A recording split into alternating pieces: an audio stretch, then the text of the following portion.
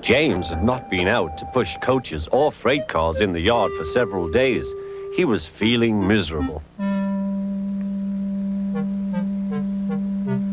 Oh dear, he thought, I wonder how long I shall have to stay in the shed. Will anyone see my red coat again? Why did I go so fast that I made a hole in one of my coaches that had to be mended with, of all things, a passenger's bootlace? At last Sir Topham Hatt arrived. I know you are sorry, James, he said, and I know too that you want to be a useful engine. People are laughing at my railway, and I do not like that at all.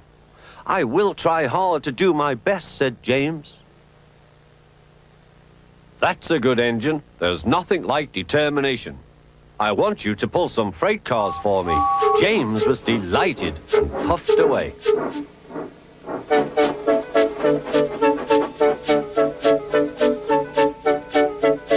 Here is your freight train, James, said Thomas. Have you got some bootlaces ready? And he ran off laughing. Oh, said the freight cars. We want a proper engine, not a red monster. James took no notice and started as soon as the conductor was ready. Come along, he puffed. We won't, screamed the freight cars. But James didn't care, and he pulled the screeching cars sternly out of the station.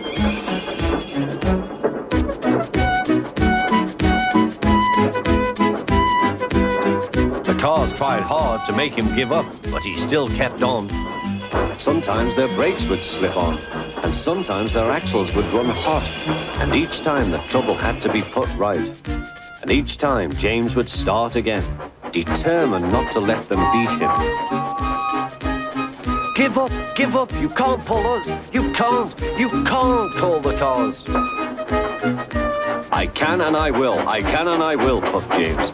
Slowly but surely, he pulled them along the line.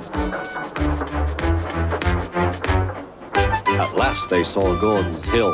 Look out for trouble, James, warned his driver. We'll go fast and get them up before they know it. Don't let them stop you. So James went faster, and soon they were halfway up.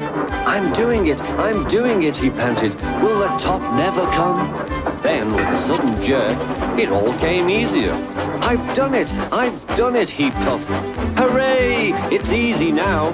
But his driver shut off steam. They've done it again. We've left our tail behind. Look, the last cars were running backwards down the hill. The coupling had snapped, but the conductor stopped the cars and got out to warn approaching engines. That's why it was easy, said James, as he backed the other cars carefully down. What silly things freight cars are. There might have been an accident. Shall I help you, James? Called Edward. No, thank you, answered James. I'll pull them myself.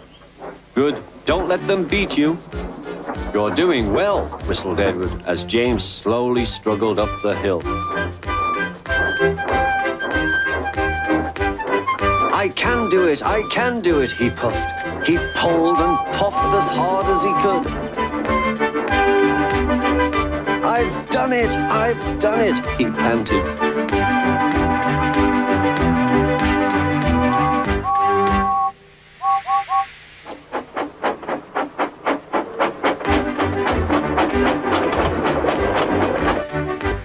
They reached their station safely, and James was resting in the yard when Edward pulled up.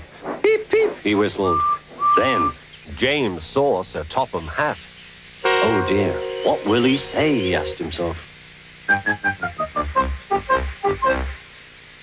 But Sir Topham Hatt was smiling. I was in Edward's train and I saw everything, he said. You've made the most troublesome train on the line behave.